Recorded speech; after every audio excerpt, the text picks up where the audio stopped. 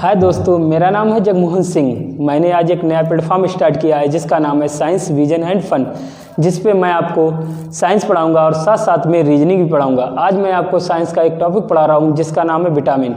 मैं आपको विटामिन के बारे में बताऊंगा, विटामिन कौन कौन से होते हैं वो बताऊंगा, और कौन से विटामिन की कमी से कौन सा रोग होता है वो बताऊंगा।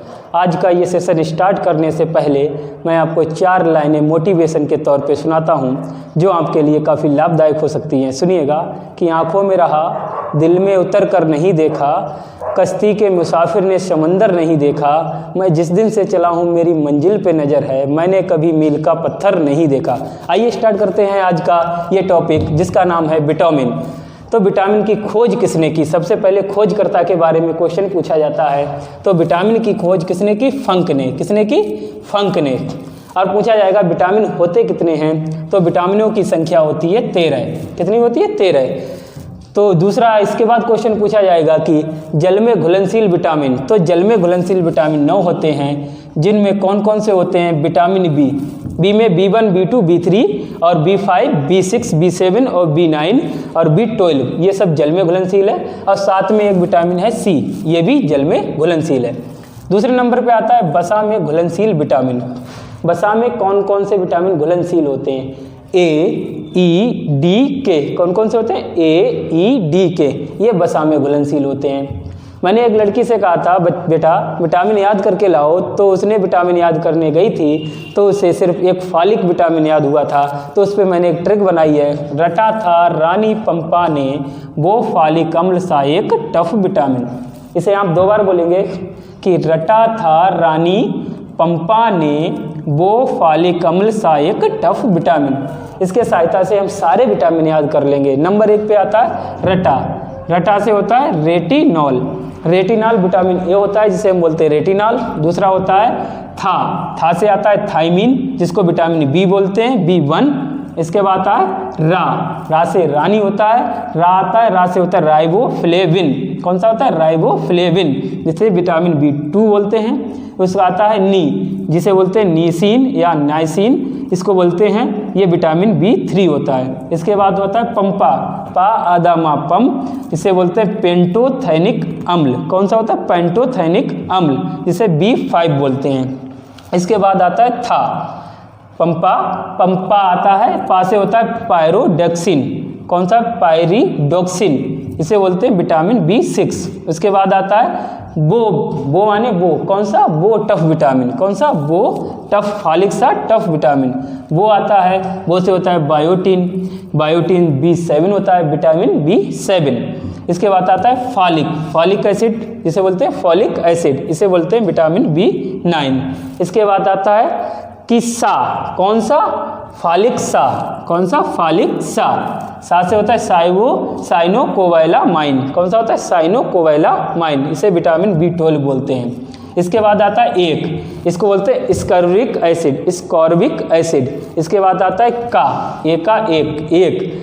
कोल्सीफिरोल, जिसे विटामिन D बोलते हैं। इसके बाद आता है टा से टफ वाला टा आता है, जिसे बोलते हैं टोकोफिरोल। कौन सा बोलते हैं? Tocopherol, vitamin tocopherol. इसके बाद आता है फा, इसे बोलते हैं फाइलोक्विनोन। इसे पढ़ेंगे विटामिन की कमी से होने वाले रोग। विटामिन की कमी से कौन कौन से रोग होते हैं? सबसे पहले विटामिन ए की कमी से रतौंधी होता है। जिन लोगों को दिन ढलते ही, जैसे ही शाम होती है, दिखाई देना कम पड़ जाता है, उनकी आंखों में या उनके अंदर कौन सा रोग हो जाता है? रतौंधी हो जाता है। दूसरे नंबर पे आता है विटामिन बी की कमी से, B1। विटामिन B1 की कमी से कौन सा रोग होता है? बैरी रोग। नंबर 3 पे आता है विटामिन B2 की कमी से। विटामिन B2 की कमी से कौन सा होता है? त्वचा का फटना। क्या होती है? त्वचा फटने लगती है, ये कमी होती है विटामिन B2 की कमी से।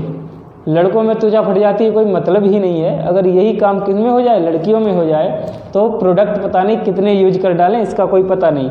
तो आप खासकर ध्यान रखें, आपके पैसे की सबसे ज़्यादा बर्बादी कहाँ होगी वो आप ध्यान रखेंगे। इसके बाद क्या होता है? विटामिन B3 की कमी से होने वाला रोग, ये होता है त्वचा का दाद। त्वचा में क्या हो जाता है? दाद हो जाता है। त्वचा में क्या हो जाता है? दाद हो जाता है। और मैं बता रहा था कि कौन सा, त्वचा का फटना। अगर आपका पैसा बचाना है तो इन चीज़ों से या उनसे दूर रहना होगा। तो ये चौथे नंबर पे आता है आपका विटामिन B3 से होने वाला रोग। कौन सा होता है? त्वचा का दाद। त्वचा में दाद हो जाता है जिसको हम खुजाते बहुत हैं, ये होता है विटामिन B3 की कमी से। यहाँ पर खुजली मचे, याद आ जाए कि विटामिन B3 की कमी से क्या होता है? त्वचा का दाद, त्वचा पे दाद हो जाना। नंबर आता है विटामिन B5 की कमी से। विटामिन B5 की कमी से कौन सा रोग होता है? बालों का सफ़ेद होना। क्या होते हैं? बाल सफ़ेद पड़ जाते हैं। लोग कहते हैं कि भैया इसके तो ये तो अभी से बुढ़ा हो गया। अरे भाई उसके कमी, उसके अंदर विटामिन B5 की कमी हो गई, इसीलिए उसके बाल सफ़ेद हो गए। ऐसा नहीं कि उसके बाल सफ़ेद क्यों हैं, इसीलिए हो गए कि क्योंकि उसके अंदर विटामिन B5 की कमी हो गई। और आप जानते हो कुछ तो लोग जो लंबे लंबे बाल होते हैं वो क्या करते हैं कि भाई आधे बाल कैसे करवा लेते हैं? सफ़ेद, आधे गोल्डन, आधे कैसे विकट प्रकार के बाल मैंने तो देखे भैया, पता नहीं कौन कौन से टाइप के बाल करवाते हैं। ये विटामिन B5 की कमी से होता है। अगर उन्हें बता दिया जाए तो वो ये चीज़ विटामिन B5 लेना कम कर दें और अपने सारे बाल क्या करवा लें? सफ़ेद करवा लें, कोई बात नहीं। ये विटामिन B6 की कमी से कौन सा रोग होता है? विटामिन B6 की कमी से अनीमिया होता है। क्या होता है? जब हमारे शरीर में रक्त की कमी हो जाती है। क्या होती है? रक्त की कमी, उसी को हम बोलते हैं अनीमिया। अनीमिया या रक्त अल्पता, रक्त की कमी। उसके बाद होता है विटामिन B7 की कमी से। विटामिन B7 की कमी से बालों का गिरना। क्या होते हैं? हमारे बाल गिरने लगते हैं, वो विटामिन B7 की कमी होता है। हमारे शरीर में विटामिन B7 की कमी हो जाती है। इसके बाद आता है विटामिन B9। विटामिन B9 की कमी से भी अनीमिया होता है। और विटामिन B12 की कमी से भी अनीमिया रोग होता है, जिससे हमारे शरीर में रक्त की कमी हो जाती है। अब विटामिन C की कमी से क्या होता है? स्कर्वी रोग हो जाता है। कौन सा होता है? स्कर्वी रोग हो जाता है। अब विटामिन D की कमी से सूखा या सुखंडी।